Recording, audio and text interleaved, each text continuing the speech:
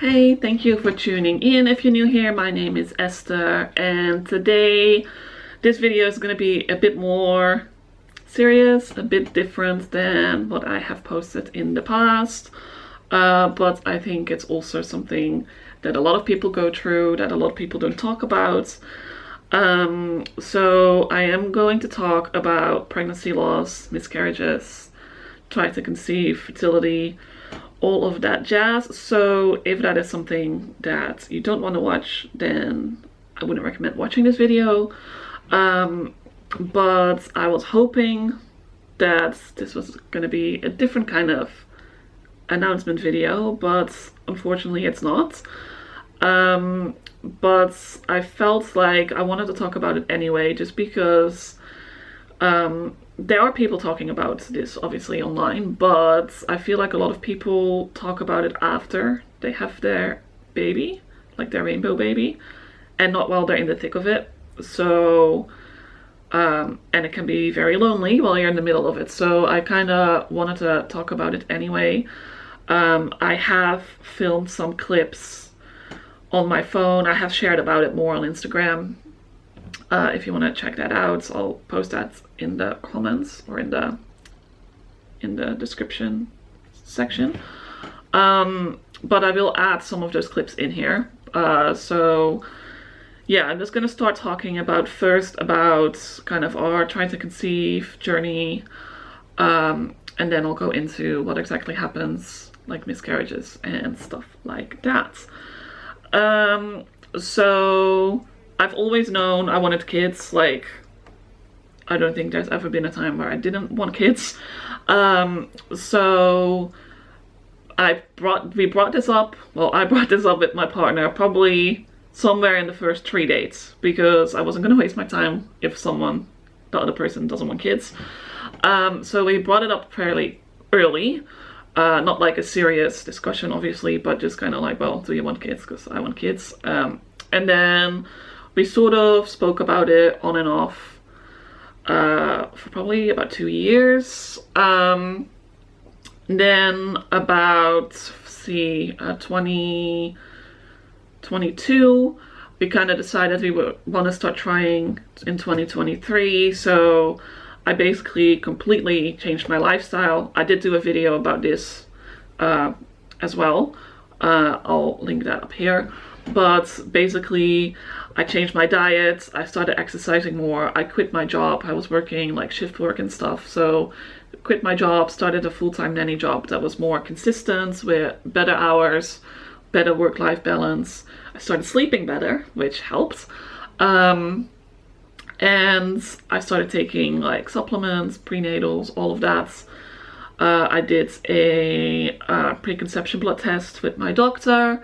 Everything in there was fine except my iron. It was within normal, but it was on the lower side. So I really worked on adding more iron into my diet.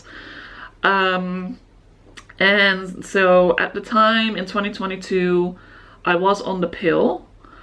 I was on the Slinda, which is a progesterone only birth control pill. I stopped taking that in November because I stopped getting my period altogether and it kind of freaked me out. So I stopped taking it in November, got my period 6 weeks later, and then since then my periods have been regular. So if you haven't seen my previous video, my GP did tell me I have PCOS. I'll go on about that later because I'm not so sure right now, but anyway, she did think I have PCOS. So when I saw her originally in 2022, my periods before that were very irregular, anywhere from like 13 to 78 days, which is a symptom of PCOS. But after I changed my diet, all of that, from 2023 onwards, my periods have been regular between 28 and 32 days. So that has been great. Another concern was when I saw my GP, obviously with the PCOS, that she wasn't sure if I was ovulating, which turns out I do, so that was also good. But basically we officially started trying in January of 2023. I went off the pill in December. No, I went off the pill in November. Got my first period back somewhere in December and then started trying in January. We tried for about 4 months and then we took a break.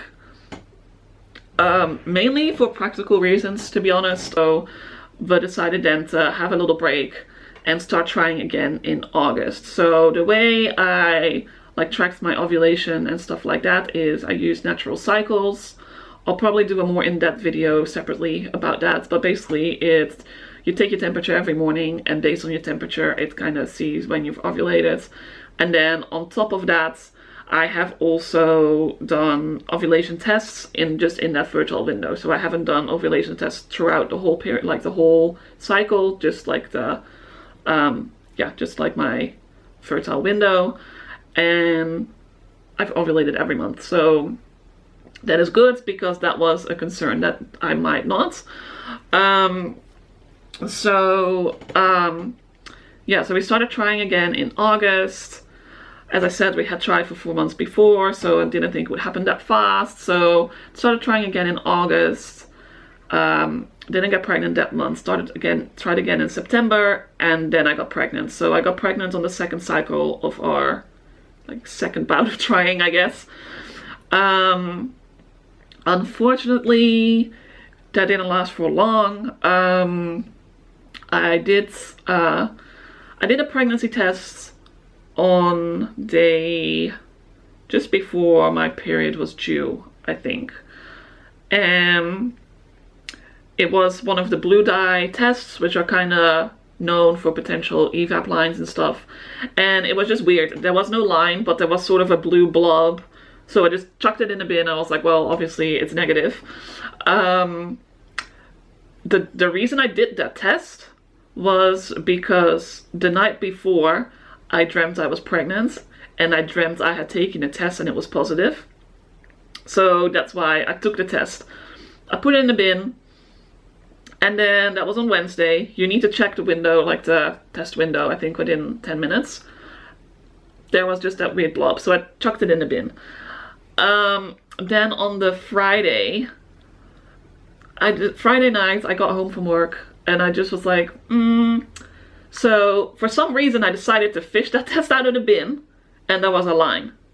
But obviously it was not within the window, so I waited till the next morning, Saturday morning, to do the test, and it was positive. Well, I'm back again. The last test was on Wednesday, and I had that really blurry stuff that I saw, and I checked it yesterday. There is a line there, but obviously it is not within the time frame. So, but yeah, it is Saturday now. I still don't have my period. I have period-like pains, but no periods.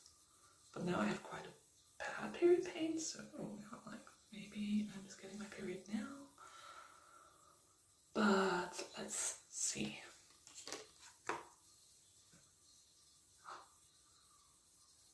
There's a line. I don't know if you can see it, but it's very light. There's a line.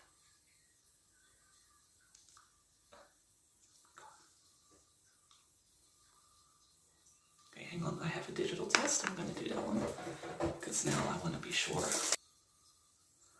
I don't know, I'll probably have to take a photo of it because it just doesn't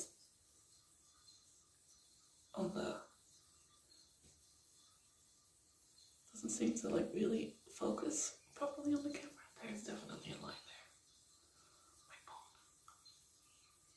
I wonder if I change this over, if I'm gonna see my, see, there's definitely a line. I'll check this one like this. No, it's still going. I'm gonna try again.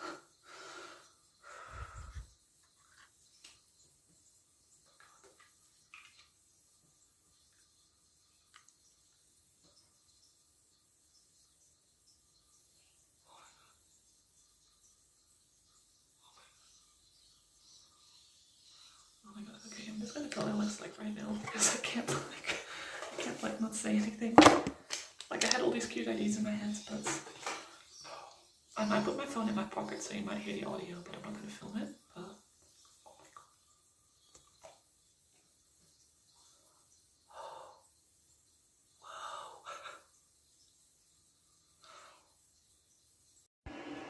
I'm gonna put the phone in my pocket so you won't see anything. I don't know how the audio will be, but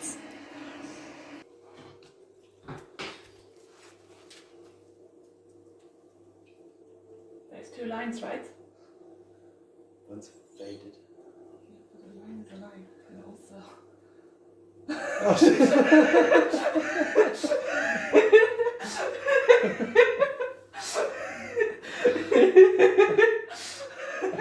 That is more clear.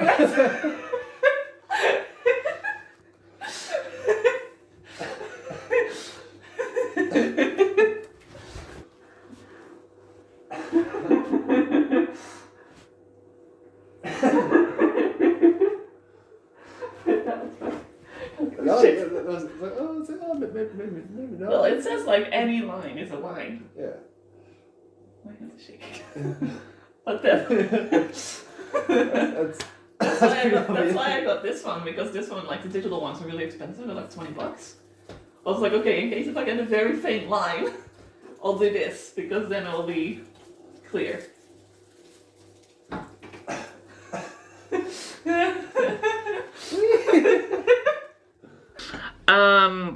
So we were super excited. We were also kind of in shock. Like, obviously we had been trying, but we didn't think it would happen this fast, like the second round we were trying. Unfortunately, we didn't really get the time to really process it. We didn't even have the time to tell anyone, because, so that happened Saturday morning. Sunday night at like 3:30, 4 a.m. I woke up with horrible cramping. Now, I did have cramping probably the week leading up to the positive test, but that was similar cramping that I would get before my periods, and it was only at night. I woke up, went to the bathroom. I had really bad cramping. I went to the bathroom in the dark because it was at night, and I wiped, and it felt wet, not like wee wet. It felt like either some sort of discharge or some sort of blood was happening. So I turned on the lights, and there was like a sort of bright red blood. The cramping got worse. It was only on one side. Honestly, at that point I already knew it was bad, so I was crying in the bathroom. At that point, honestly, my thought was, I knew this was bad, I knew this wasn't good, so my thought was, please let it be just a normal miscarriage and not an ectopic pregnancy. I took some Panadol. I tried to go back to bed. I tried for like 5 minutes, and I was saying to my partner, we need to go to the hospital, like this is not okay. Like, I was crying, I was doubled over in pain. So we drove to the hospital at I think 4:15 or something in the morning. We went to the emergency department. They were so nice, they were so helpful. I think it helped that I said it. I thought it might be ectopic, because we didn't even have to wait in the waiting room. We sat in the waiting room for maybe 2 minutes, and they basically took us in straight away. They did my bloods, they did blood pressure and everything. I put in a pad. Because at this point, before going to the hospital, there was no blood just like gushing out. It was only on like wiping. So I put in a pad, went to the hospital. We sat there in this room for like maybe an hour and a half before they put us in a different room. I went to the bathroom, and there was some blood in the pad, but it was kind of like a period. It wasn't like excessive. Like, I have a friend that had a miscarriage and she was bleeding everywhere. So it wasn't that excessive. By that point, the pain had gone away as well. I hadn't had any pain relief or anything while I was at the hospital. But basically they said it's too early really to do an ultrasound. Also, they didn't want to like call in an obstetrician, because there wasn't a standard obstetrician in the emergency room. So they didn't want to call someone in to come and do the ultrasounds, and they were like, well, we'll just do a blood test. And then they referred me to the pregnancy assessment center, which would contact me, because this was on a Sunday, so they would contact me, I think they said Monday, ended up being Tuesday, just to do some follow-up blood tests to check my HCG levels. But they didn't really tell me anything besides that. In the emergency room, they just said it could be implantation bleeding, it could be a miscarriage. And then they said the dreaded, you're young, you can try again. Don't say that to someone that is in the middle of having a miscarriage. Like, that's not helpful. But basically we went home. at this point, we hadn't told anyone yet. So, and I felt very alone because I wanted to talk to people about it, and it was very hard to. I messaged my mom while we were at the hospital, but obviously there's a big time difference, so I was like, don't panic, but something's happened, and can you call me when you're awake? So she called me, and like I told her that I had a positive pregnancy test, but that I'd been in the hospital, and at that point we didn't know. At that point we didn't know if it was a miscarriage or it was implantation bleeding or it was something else. We were kind of in limbo. So I told her, and then I messaged my friends, and I always was planning on telling people close to us early, but in this case it happened so fast, it was even too early to really tell anyone, because there was less than 24 hours in between finding out and having the miscarriage, or they call it a chemical pregnancy. I don't like using that because it sounds like it wasn't a real pregnancy, like it wasn't real. So I prefer to go with like miscarriage. But yeah, I told all my friends and stuff. I took the Monday off work, so then I had to tell people at work. Well, I didn't have to, but you know, I told them I was in the hospital, so I kind of explained to them on Monday. They were really good, and then I got a call from the Pregnancy Assessment Center on Tuesday. The problem is the Pregnancy Assessment Center they referred me to is near where I live, and I work about an hour away from where I live, and I work long hours, so I don't have time to go before or after work because it's close by then. So what they did, which was really good, they basically sent me an email with like the blood test form, and then I just printed it. I went to get the bloods taken, and then the lady from the assessment center would call me at the end of the day with the results.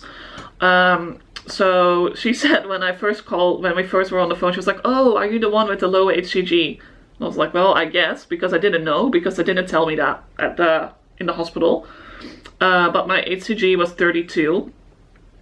So we did the blood test on Tuesday, and it had gone down, I think, to 28, which is not good. Like, it needs to go up.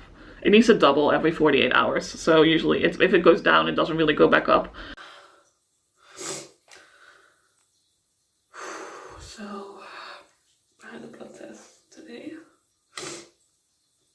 My HCG levels is going down, so it seems like I'm having a miscarriage, or had a miscarriage. It's just very, it's very bizarre. Like, I found out, and then within less than 24 hours, I was in the emergency department. And they couldn't really tell us anything, so we're just kind of in limbo. But I called the hospital this morning, and they wanted me to do some blood tests to see if my HCG levels, which is the pregnancy hormone, was going to go up, because it was fairly low to begin with. It was 32. It went down to 21 today, so they want me to test again, like get another blood test on Thursday. But yeah, usually once it goes down, it doesn't really go up. Like, that's not a good sign, so I'm assuming it's mainly just to check that it goes back down to 0. But yeah.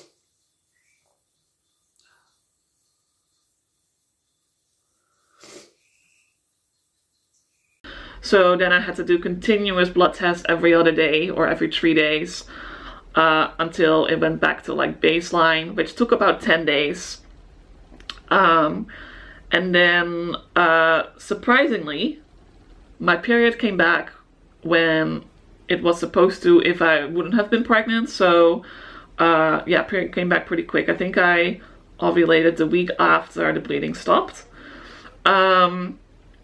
And then we kind of talked about, do we want to wait for a little bit? Do we want to start trying again? But we both really felt like we just wanted to start trying again. I think losing that pregnancy just kind of made us realize how much we actually wanted it. So started trying again.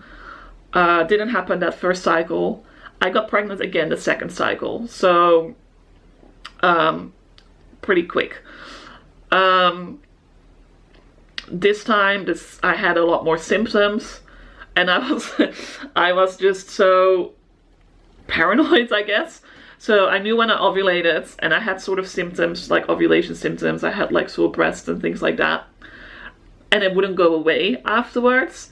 And I just had these other weird symptoms, like, I don't know. And I was like, for like a week, I was like, oh, maybe I'm pregnant. But then I was like, surely you can't have symptoms this early. Surely this is in my head. So I kind of had convinced myself that I wasn't pregnant and that I was just like making this up in my head because I wanted it so badly. Then I ended up doing a pregnancy test. I think it was 2 days. I think it was 14 days after ovulation. So for me, my ovulation is later in my cycle. So if I wait for my periods, it's sometimes too early to see. So I kind of started going off of 14 days post-ovulation. So I did that and it was positive. The line was also darker than it was the first time. Once again, this was on a Saturday, which I also have footage of, so I'll add that in too.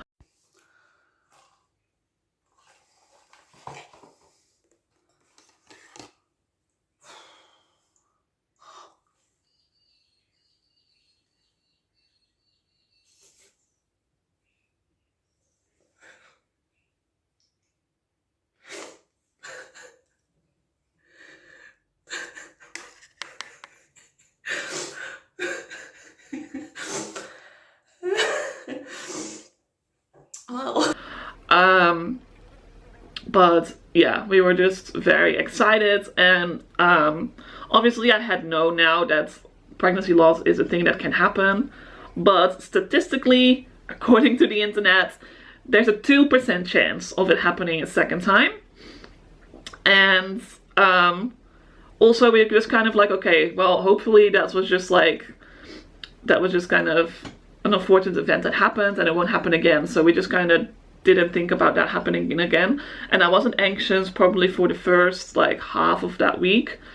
I told one of my friends in person, like I just really wanted to tell people early because I felt like the last time we didn't really get the sort of joy of telling people, because it was kind of like telling people but also there was like bad news attached to it.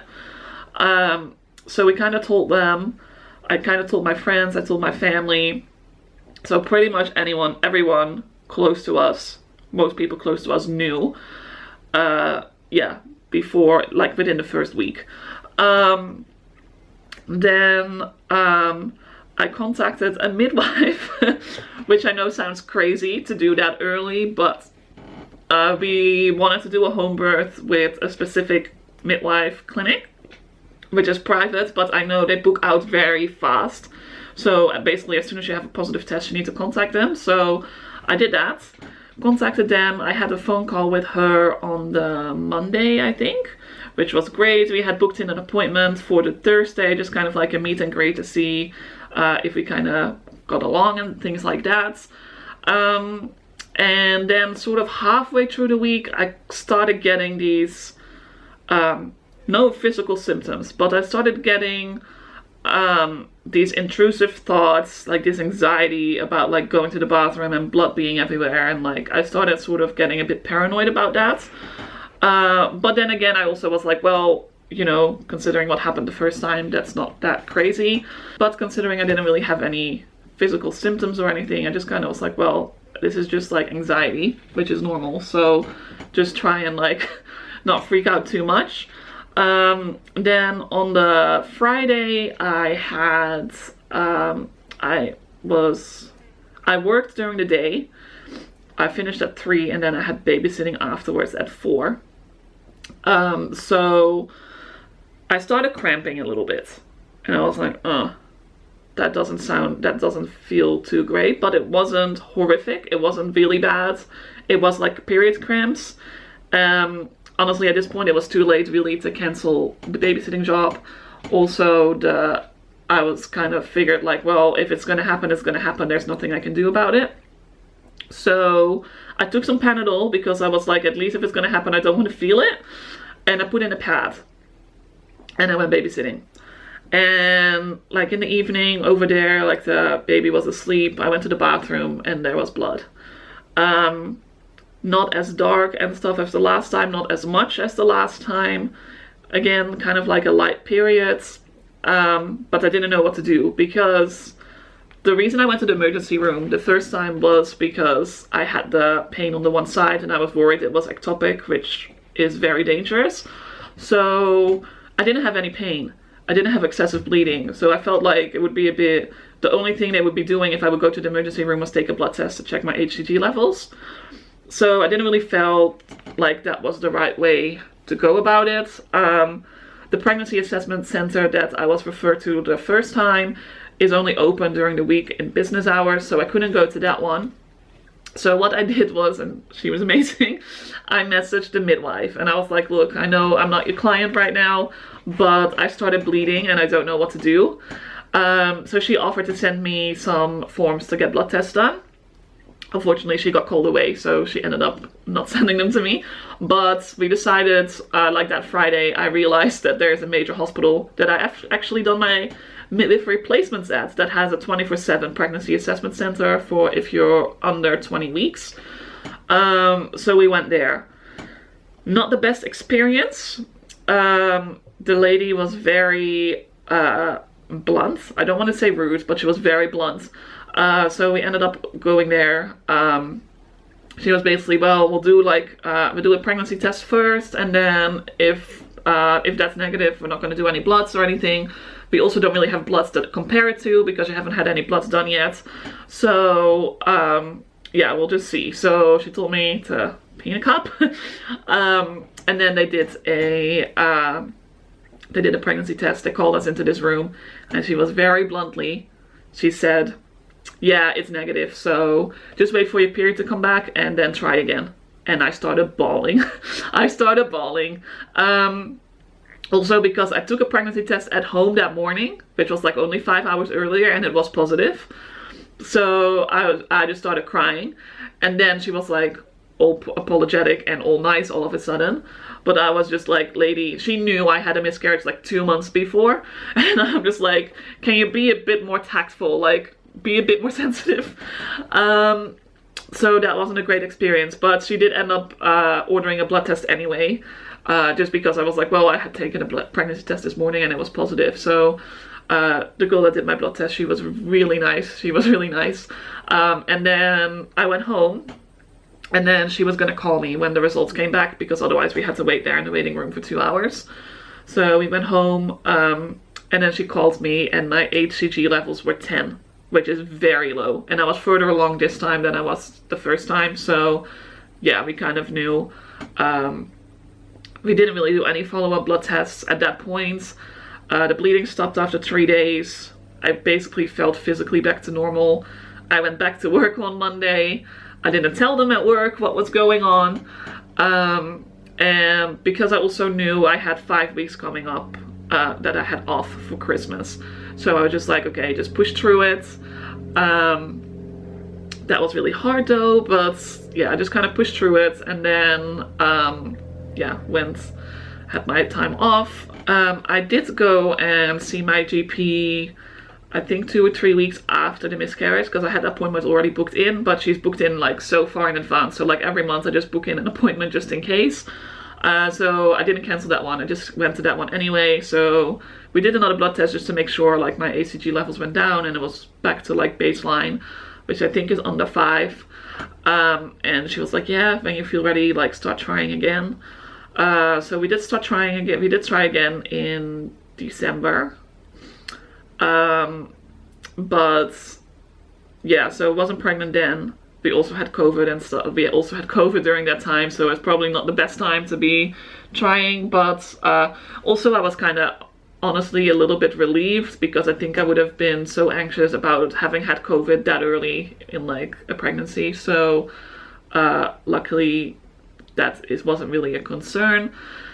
And now we are in January, so yeah, unfortunately no positive updates just yet. the doctor doesn't want to really do any investigating in why I've had 2 miscarriages. I think they do investigate after you have 3 or more, which seems a bit, ideally I would like to prevent having a 3rd one, but if I don't know what causes it, it's kind of hard to do that. So for me personally, I think something is probably going on maybe with my progesterone, something is going on with implantation, I think. But they don't really want to test for that. I do have a progesterone test on day 21 of this cycle, because I asked for it, and I was just like, well, I just want to see, because we hadn't done any blood tests for like over a year. So I was like, I just wanted to see what that said. But obviously I have enough progesterone to ovulate, but I think there might be not enough progesterone for the uterine lining to thicken like during implantation. So I started going into some alternative routes. I didn't think I would be doing that, but here I am. So I started acupuncture. So we'll see. We'll just try it for like a month or 2, see if I notice any difference. And I saw a naturopath as well, but I find it a little bit much to do it all at once. So I think we're going to stick to the acupuncture for now. And then we'll sort of slowly introduce the naturopath in, because it is a lot. Also, it is expensive. But yeah, that is where we are at. So currently, we're just hoping that it's going to happen this year. So yeah, unfortunately, we don't really have any updates other than it hasn't happened yet. And hopefully it will sometime this year. But yeah, I just kind of wanted to share that because I know a lot of people are going through this, and I found it so helpful when I was really open about it on Instagram fairly early on. I think the first one I shared about that on Instagram after the first maybe 2 or 3 weeks, and then fairly early on as well for the second time. And it's been actually really good. So many people reached out to me, people I haven't spoken to in over 10 years that had similar experiences, or people I don't know that well that had similar experiences, and it is so nice to know that you're not alone. There we go again. It's just so nice to know that you're not alone. And statistically you're not alone, because 1 in 4 pregnancies end in a miscarriage. So but people just don't talk about it. So yeah, I thought I'll talk about it at least, so hopefully that might help some other people as well. But yeah, hopefully later in the year I have a better update. Thank you for watching. Thank you if you made it to the end of this, because it's kind of long. But yeah, if you're going through something similar, feel free to reach out or leave a comment. I put my Instagram down below as well, where I've been pretty open about what's been going on too. And yeah, I hope you have a great rest of your day. Thank you for watching. Bye.